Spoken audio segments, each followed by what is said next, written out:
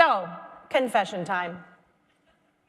I'm a rare and mythical creature in the student affairs profession. Pleased to meet you. So when I was in college, confessions and when I was in college, sounds dangerous, right?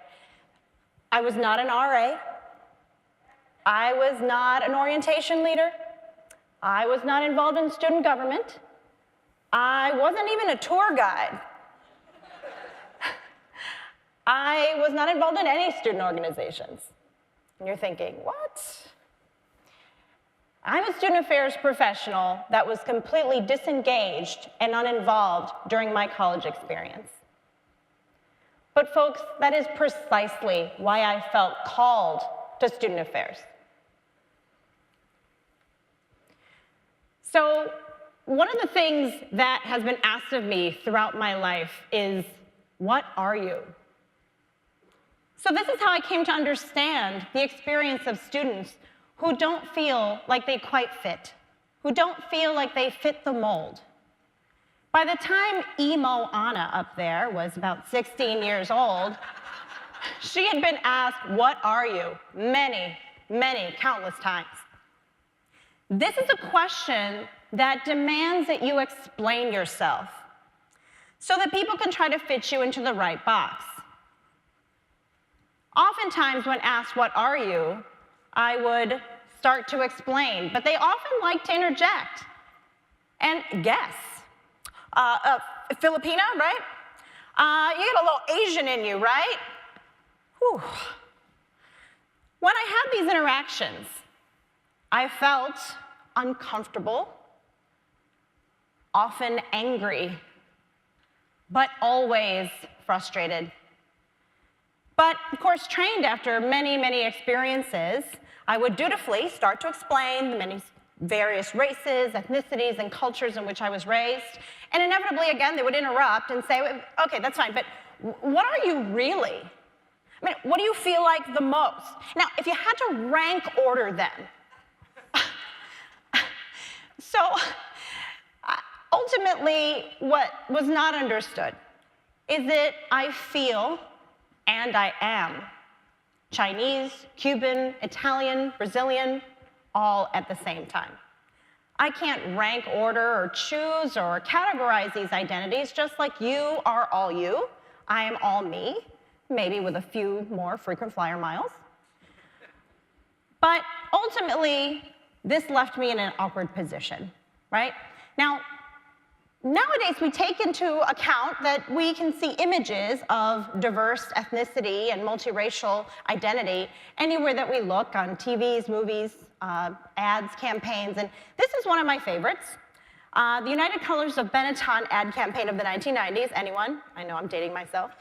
I love this campaign because it reflected for me and helped to normalize folks that were probably experiencing some of the same things as me. I saw these big, beautiful images of people of diversity and also multiracial people that maybe had experienced some of the things that I had just described to you.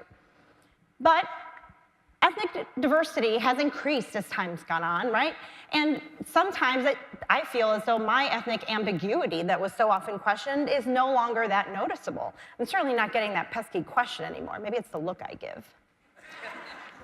But white privilege, in my case, white passing privilege.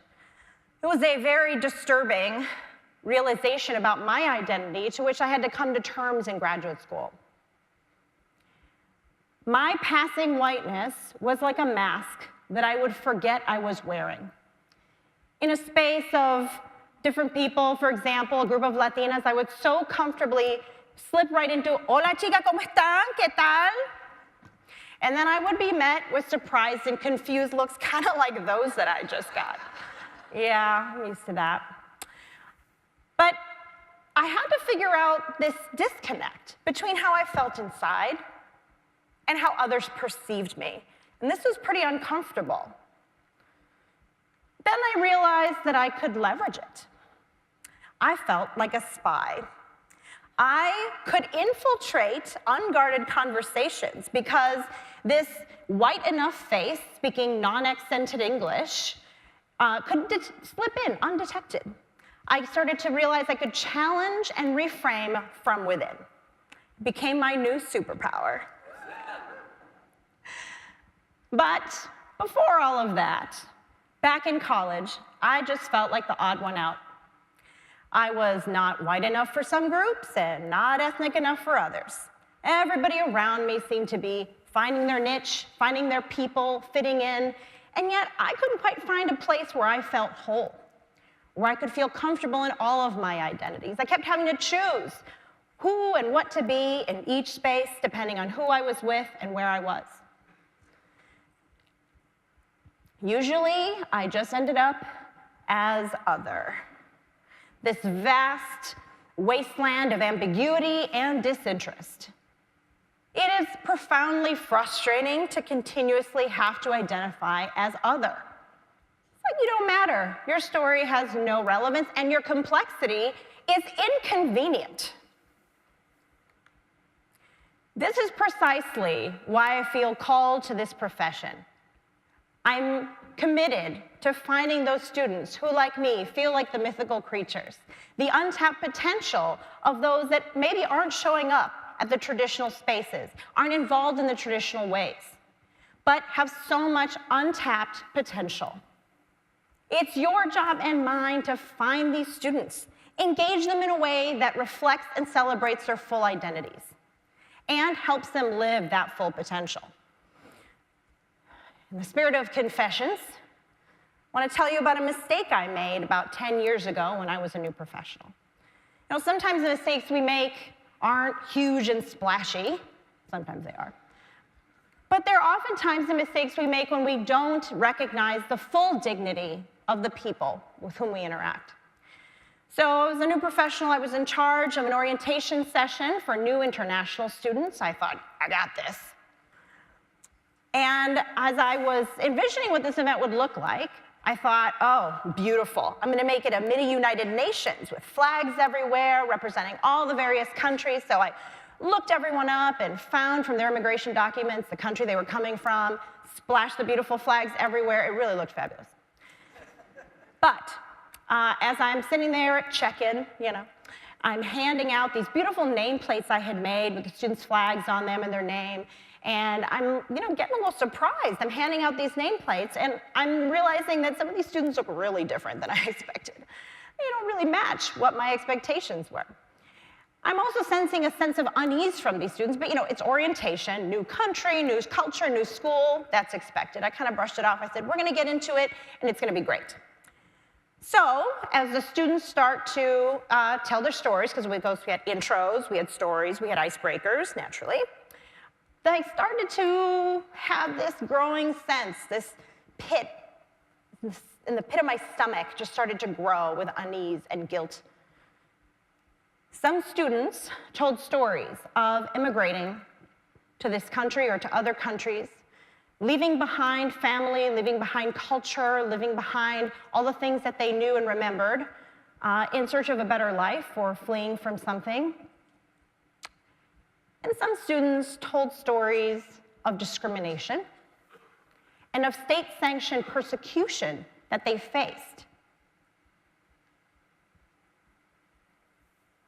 So by putting those flags on their nameplates, I had labeled them. I had decided who they were before they had an opportunity to tell their story. I had failed to recognize the complexities of nationality, of race, of globalization that all play into identity. I had the best of intentions. I wanted to welcome them, and I had done the exact opposite. So, if I, a multiracial, multinational, multi-ethnic, multilingual, immigrant woman could make this mistake, who among us can claim to have it all figured out and to be able to do it on our own? Listen first. Don't make assumptions.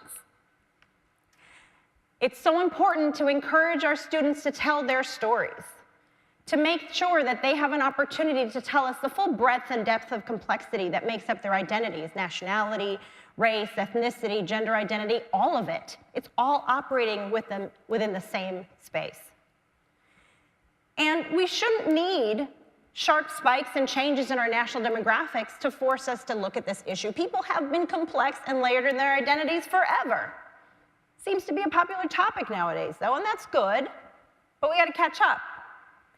The US Department of Education says that by 2020, 47% of US high school graduates will be people of color, which means that within a short span of time, the majority of the US population will be people of color and multiracial people.